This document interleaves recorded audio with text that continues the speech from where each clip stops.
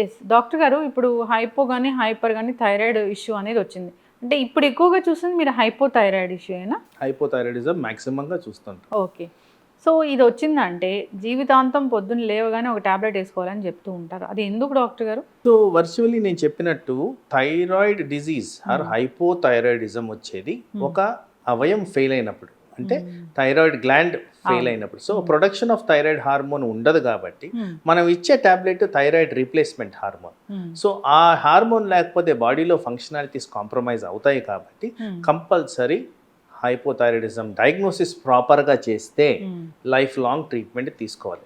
అయితే ఇక్కడ కొన్నిసార్లు ఫర్ ఎగ్జాంపుల్ జలుబు దగ్గు ఆర్ ఈ ఫ్లూ జ్వరం వచ్చింది, ఆ టైంలో అబ్నార్మల్ థైరాయిడ్ రిపోర్ట్స్ వచ్చేదానికి ఆస్కారం ఉంది. అందుకోసమే దాన్ని ప్రాపర్గా అనలిటికల్గా చూసి అవసరమైతే ఒక 4 వారాలు 6 వారాలు వెయిట్ చేసి మళ్ళీ రిపీట్ చేసుకొని ప్రాపర్ అనాలిసిస్తో థైరాయిడ్ ట్రీట్మెంట్ అనేది స్టార్ట్ చేయాల్సిన అవసరం ఉంది. ర్యాండమ్గా స్టార్ట్ చేసి ఆప్ చేయడం అనేది చాలా దగ్గరలో జరుగుతూ ఉంటుంది, అది మంచిది కాదు. Proper analysis, proper diagnosis, proper conclusion అలా చేస్తే usually thyroid disease is long term disease. Okay. దీనికి టెస్ట్ అంటే బ్లడ్ టెస్ట్ అయినా డాక్టర్ గారు? బ్లడ్ టెస్ట్, కొన్నిసార్లు ఆ గ్లాండ్ స్కానింగ్ కూడా చేస్తామండి. ఒకవేళ బ్లడ్ టెస్ట్లో తెలియంది స్కానింగ్లో తెలుస్తుంది. అలా అట్లనే కాదు, వయసును బట్టి. ఇప్పుడు సపోజ్ థైరాయిడ్ ప్రెజెంటేషన్ ఉంది, నేను అన్నాను 10% ఆఫ్ పీపుల్లో హైపర్ థైరాయిడిజం వస్తుందని. కొంత మనం గుర్తుపెట్టుకోవాల్సింది, పెద్ద వయసు ఉన్న వాళ్ళలో క్యాన్సర్ కూడా గుర్తుపెట్టుకొని చూసుకోవాల్సిన అవసరం ఉంటుంది. కొంత డౌట్ ఉన్న దగ్గర ఇది ఇన్ఫ్లమేటరీ రెస్పాన్స్ అని నేను అన్నాను, వైరల్ డిజీజ్లో కూడా ఇలాంటి వాపులు వస్తాయి అని. సో అలాంటిది ఏదైనా జరుగుతుందా, అలాంటి డౌట్ వచ్చినప్పుడు థైరాయిడ్ స్కాన్ చేసుకొని దాన్ని క్లియర్గా మనం ఎలిమినేట్ చేయడం అనేది జరుగుతుంది. ఓకే. అయితే ఈ థైరాయిడ్ ఉన్న వాళ్ళకి ఆహార నియమాలు చాలానే ఎక్కువగా చెప్తారు డాక్టర్ గారు. అసలు క్యాబేజ్, క్యాలీఫ్లవర్ ఇలాంటివి అస్సలు తీసుకోకూడదు అంటారు. సో ఒక ఎవిడెన్స్ బేస్డ్ మెడిసిన్గా లేదంటే అలోపతి ఒక సీనియర్ డాక్టర్గా ఏం చెప్తారు డాక్టర్ గారు? నిజంగానే ఫుడ్స్ అనేవి దాని మీద అంతగా ప్రభావం చూపిస్తాయి? క్లినికల్ ప్రాక్టీస్లో నేను మ్యాక్సిమం గమనించేది ఏంటంటే, టేకింగ్ ద ట్యాబ్లెటే పర్టికులర్గా ప్రాపర్గా ఉండదండి. అందరికీ చెప్పే రికమెండేషన్ ఏంటంటే అర్లీ అవర్స్ ఇన్ ద మార్నింగ్లో తీసుకోండి ట్యాబ్లెట్, ఒక 1 hour గ్యాప్ ఇవ్వండి. That is the first principle. రెండో ప్రిన్సిపల్ ఏంటంటే, కొంత sporadic cases, it is not a confirmed entity.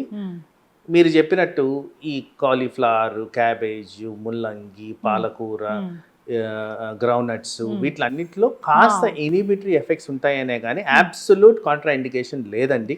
A text బుక్లో కూడా వీటి గురించి రాసి లేదు. కానీ కొన్ని స్పొరాడిక్ కేసెస్ ప్రజెంటేషన్స్లో ఇలాంటివి జరిగాయి కాబట్టి వీటిని తక్కువగా వాడండి అని చెప్తున్నామే కానీ అబ్సల్యూట్ మానేయమని అయితే చెప్పట్లేదు. ఓకే. థైరాయిడ్ హార్మోన్ అనేది సరిగా మీరు అన్నట్లుగా సరిగా రిలీజ్ అవ్వలేదు, ఆ గ్లాండ్ సరిగా పనిచేయలేదు అంటే జనరల్గా ఇప్పుడు ఇన్ఫెర్టిలిటీ ఇష్యూ అనేది మనం చూస్తాము, మీరు అన్నట్లు ఊబకాయం చూస్తాము, ఇంకా ఏం చూస్తాం డాక్టర్ గారు?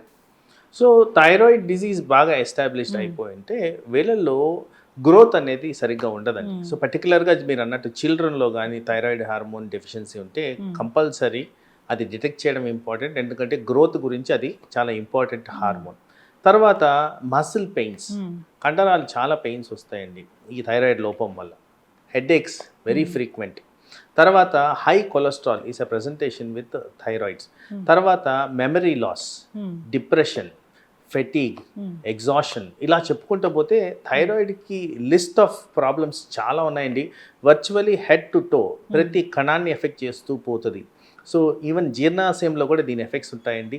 దీనివల్ల మలబద్ధకం ఒకటి, జీర్ణాశయం సరిగ్గా పనిచేయకపోవడం ఒకటి, ఫ్యాటీ లివర్స్ రావడము. సో ఇలాంటివి చాలా ఎక్స్టెన్సివ్గా ఇన్వాల్వ్మెంట్ ఉంటుంది. అందుకోసం థైరాయిడ్ని నెగ్లెక్ట్ చేయకుండా తరచుగా దాన్ని ప్రాపర్ టార్గెటెడ్ లెవెల్స్లో మెయింటైన్ చేయడం అనేది ఇంపార్టెంట్. ఓకే.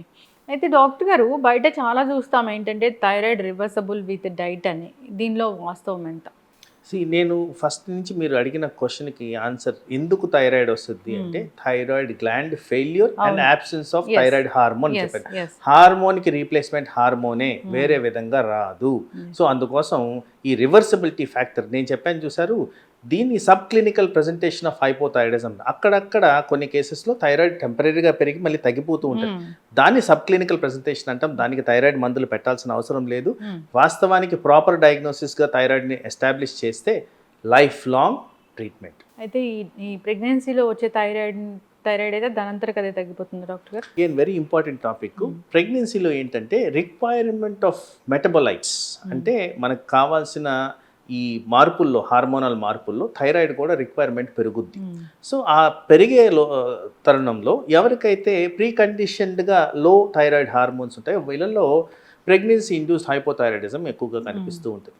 సో వీళ్ళల్లో ఏంటంటే reversibility factor is an issue. ఎందుకంటే వన్స్ ప్రెగ్నెన్సీ తగ్గగానే ఆటోమేటిక్గా వెయిట్ తగ్గుద్ది, రిక్వైర్మెంట్ తగ్గుద్ది, బాడీ మాస్ ఇండెక్స్ తగ్గుతాయి. అందుకోసం అది టెంపరీగా ఉండేదానికి ఆస్కారం ఉన్నా కానీ అబౌట్ 30 to 40%కి ఫుల్ థైరాయిడిజం హైపోథైరాయిడిజం అనేది ఎస్టాబ్లిష్ అయిపోతూ ఉంటుంది. బట్ అది ప్రెగ్నెన్సీ తర్వాత చెక్ చేసుకొని అవసరమైతే మళ్ళీ డాక్టర్ని సంప్రదించి మనం కంటిన్యూషన్ ఆఫ్ దట్ కేర్ చేసుకోవాల్సిన అవసరం ఉంది. సో థైరాయిడ్ వల్ల ఒబెసిటీ వస్తుందా, ఒబెసిటీ వల్ల థైరాయిడ్ వస్తుందా అంటే జనరల్గా మాకు తెలియని ఇది.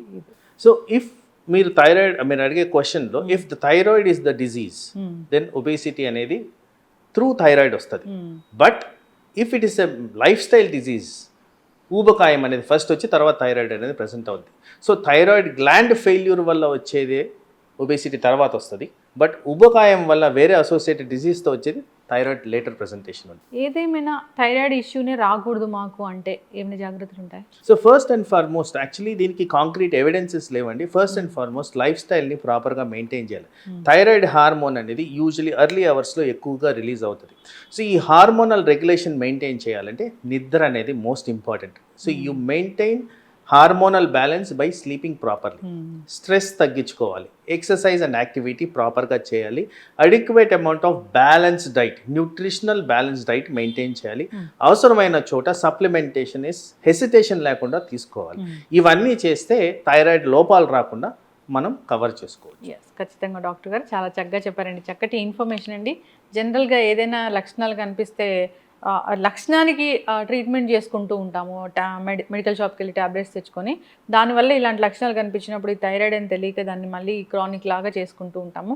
అలా కాదు, మీరు చెప్పిన వాటిలో ఏదైనా కొంచెం అబ్నార్మల్గా ఏదైనా ఇలాగ లక్షణాలు కనిపిస్తే ఒకసారి డాక్టర్ దగ్గరికి వెళ్తే వాళ్ళు పరీక్షలు చేసి అసలు ఏంటి అనేది కనుక్కుంటారు. ఈ ట్రీట్మెంట్ అనేది చాలా చక్కగా ఉంటుంది. చక్కటి ఇన్ఫర్మేషన్ డాక్టర్ గారు, ధన్యవాదాలు. నమస్తే. ఉన్న వైట్ సాల్ తీసుకోవచ్చు కానీ మీరు లాస్ట్ టైం చెప్పారు నాకు ఇంటర్వ్యూలో, అన్నీ మనం తీసుకునే ఆహార పదార్థాల్లో సాల్ట్ ఉంటుంది, సపరేట్గా మనం సాల్ట్ యాడ్ చేసుకోవాల్సిన అవసరం లేదని. అంటే ఇక్కడ ఒక ప్రాక్టికల్ పాయింట్ మనం గమనించుకోవాల్సింది ఏంటంటే సాల్ట్ అనేది డెఫినెట్గా ఓన్లీ ఫర్ టేస్ట్ మనం యాడ్ చేసేది, ఇంకా వేరే రీజన్తో యాడ్ చేయట్లేదు. దాన్ని ఎలా అలవాటు చేస్తే అలవాటు అవుద్ది. అయితే బాడీకి ఉన్న బ్యూటీ ఏంటంటే ఈ బ్రెయిన్ అండ్ టంగ్ రిసెప్టార్స్లో అడాప్టేషన్ అనేది ఉంటుంది. మీకు వారం రోజులు సాల్ట్ లేకుండా ఫుడ్ ఫోర్స్ఫుల్గా పెడితే వారం పక్క రోజు మీకు సాల్ట్ ఉన్న ఫుడ్ పెడితే మీరు తినలేరు. That is how the body adapts. So అందుకోసం ఇది అలవాటు చేసుకునే ప్రక్రియలోనే మనకి డిఫరెన్సెస్ అనేది వస్తాయి. So excess amount of salt is anyway bad for health కాబట్టి general recommendation is avoid salt.